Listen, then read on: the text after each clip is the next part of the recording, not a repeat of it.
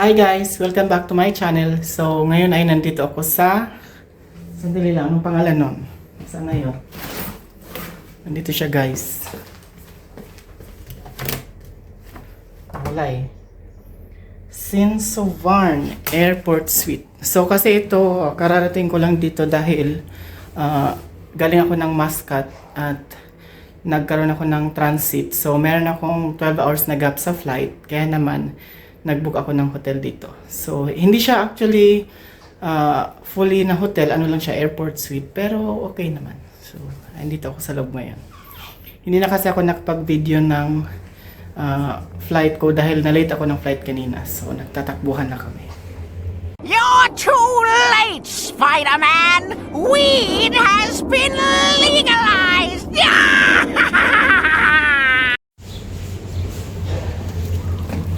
So, ito yung room number ko. Ito yung view niya sa loob. Like usual na hotel din naman siya na 3-star or 4-star. Meron siyang L-safe, may wardrobe. Dito may hanger na ako nakita compared dun sa last hotel na pinagstayhan ko sa outside Muscat. Meron siyang sleeper. At meron siyang free coffee and water and tea. Meron silang isang minibar dito. May mga nakalagay na price eh. Pero wala namang ano. Siguro ilalagay ito kung i-request lang. Minsan kasi sa mga 4-star ganun. At saka, isang notable feature dito sa airport suite na to. Yung complimentary water nila naka-bottle. Yung babasagin. Di pa ako naka-try na mag-check-in sa hotel na ganito ang bottle. Ang alam ko lang kasi yung mga bottle na binibigay isa yung San Pellegrino na anong tawag dito, yung sa sparkling water. So yun yun.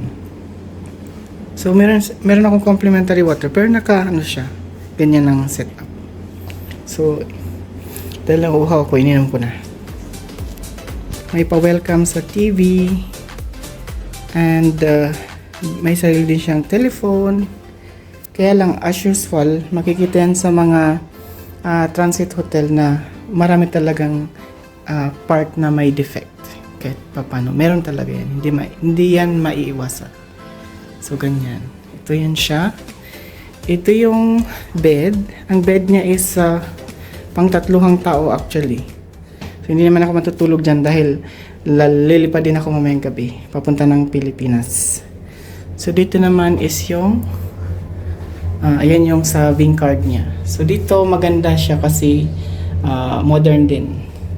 So, automatic yan. Pag tinanggal mo yung card, mamamatay lahat ng ilaw at saka lahat ng electronics. Pag binalik mo yan, aandar ulit. And ito yung sa bathroom niya. So, may towel. Kompleto na nga lang siya ng setup. Unlike doon sa ibang hotel na hindi nila sinesetup. So, yan. Meron siyang shower. May hot na rin yan. And cold setup. Saka yan yung sa WC. So overall, maganda to siya pang transit. So yan. So yan natin yung bed. I-flex natin yung bed niya. Compared dun sa last hotel na pinagstayhan ko na 3-star, yung bed nito is mas maganda. Mas maayos yung pagkagawa niya. So yan, may mirror.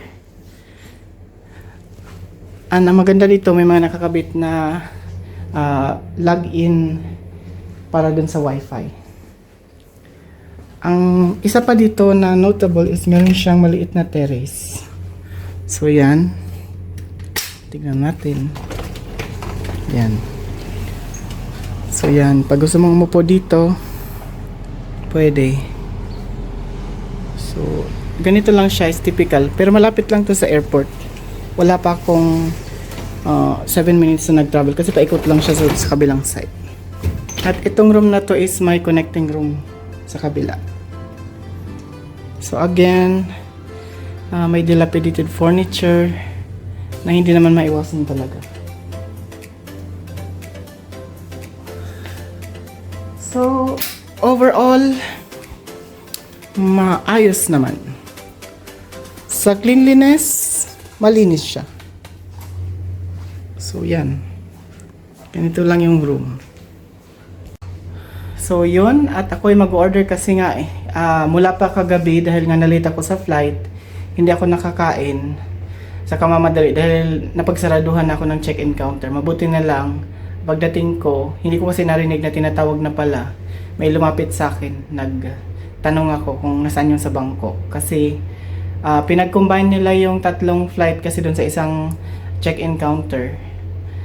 Ginawa nilang isang Mumbai, saka sa isang state pa sa India, at saka sa Bangkok. So, hindi ko napansin na nag-close na pala.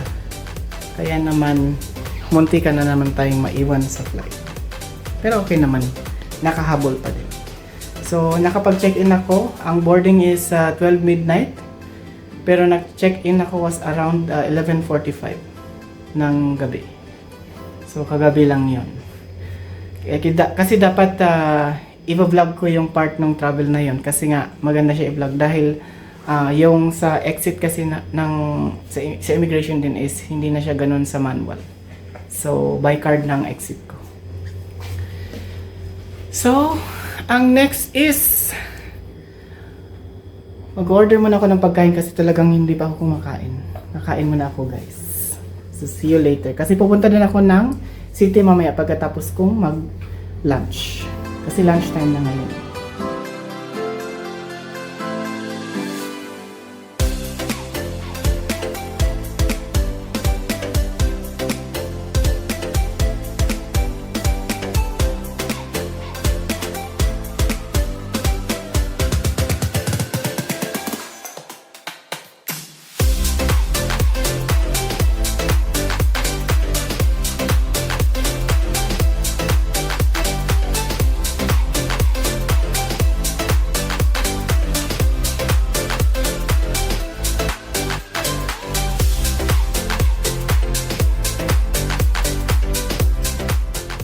So ayan, upuan natin yung bed kahit papano kasi kahit hindi naman ako matutulog dito para lang nasabi na nagamit ko naman kahit papano. Kasi sayang din yung pinambayad. Kasi actually, kinakancel ko yung booking kasi nga akala ko yung project na ma-approve sa akin is andun mismo sa Muscat. Kaya lang ibang na-approve kasi kaya kailangan kong tumuloy ng umuwi sa Pilipinas. So yan yun. So isa to sa option na ginawa ko para lang may experience in about roaming around Bangkok. And syempre para one day kung may dadalhin ako dito na family member, alam ko rin kung anong gagawin ko. So yun lang. And itutur ko kayo mamaya sa mga facility na meron ang airport suite na ito bago ko pupunta ng main city. So see you later. A few moments later.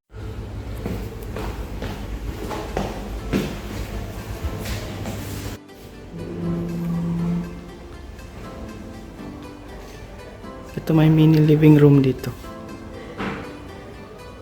Meron din sa kabila.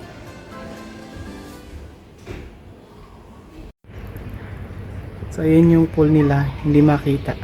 Nililigo yata. Yun yung labas. Ito meron din mga lounges dito. Saan ka pwedeng umupo. Yan. So ganito siya. Yan. Maganda naman. So punta natin yung pool. So, ito yung kabilang entrance.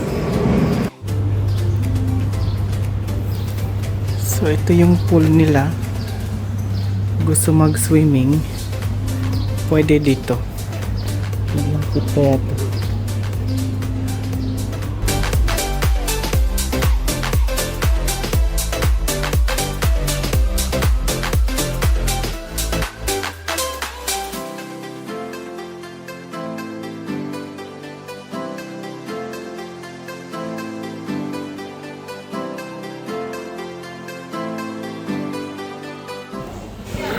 So dito ako ngayon sa restaurant.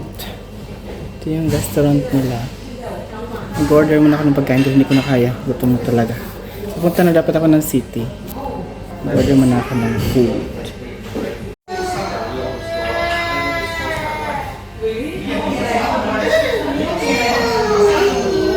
ganito yung restaurant nila. May maingay doon kasi may guest din. So, nakapag-order na ako. And nag-order ako ng mas mabilis mga order kasi nga sabi is mostly 30 minutes daw yung food. Kaya naganap ako ng less than 30 minutes na pwede lang ma-serve. Dahil nga, kailangan ko pumunta ng city. So, ganito lang yan. Ayan. May mirror sa likod ko. Ganito yung restaurant. So, ayan yung kabila. Yan yung doon sa kabilang side. Nandito ko sa sulok. 2,000 years later. So, ito na yung in-order ko na hot choco. Saka yung water. Yan sila siniserve. Paunti-unti na.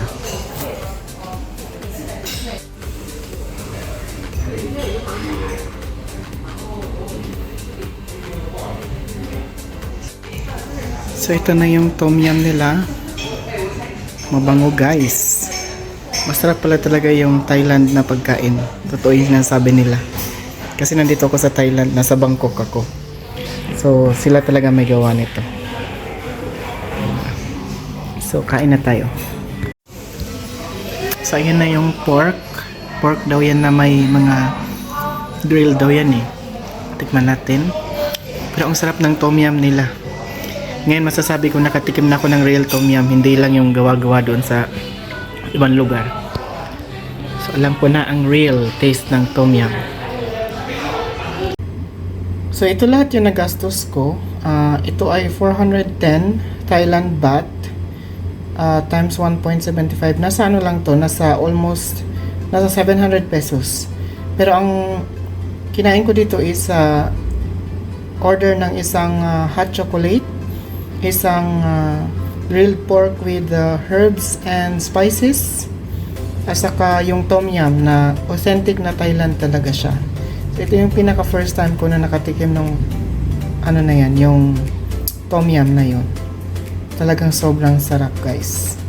Tapos nag-order lang ako ng isang rice kasama nun and solve ang aking lunch. So kahit hindi ako nakakain masyado kagabi, nag-enjoy naman ako sa pagkain na i-serve ng hotel. One eternity later. So ayan, guys, tapos na ako nag-lunch. Hindi ko tinuloy yung pagpunta agad sa city kasi sobrang gutom ko na talaga kanina. So mini-mention ko naman. And masarap yung food.